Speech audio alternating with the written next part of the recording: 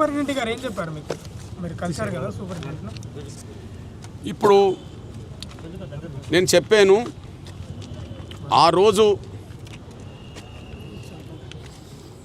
రోజు ఆయనకు లేని వ్యాధులు అంటగడుతూ రాయించింది ఎవరో అని కూడా అడిగాం. ఎందుకంటే హిస్టరీలో లేదనే విషయం కోర్టు ద్వారా రుజువైంది.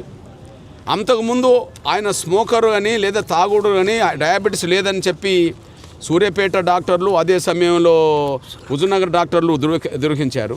మరి ఇక్కడ ఆయన కోమలో ఉన్న పరిస్థితి, ఇక్కడ ఆయన చెప్పుకోలేని పరిస్థితి, ఇక్కడ ఉన్నాడు, ఆక్సిజన్ మీద ఉన్నాడు. సపోర్టర్స్ వచ్చి రాయించిండ్రు అంటుండ్రు. సపోర్టర్స్ ఎవరు వచ్చిండ్రు? ఎస్కాటే వస్తుంది. ఆ ఎస్కాటు ఎవరు వచ్చిండ్రు? కోదాడ, హుజూర్నగర్, చిలుకూరుకు సంబంధించిన పోలీసులే వచ్చినట్టుగా ఉన్నది.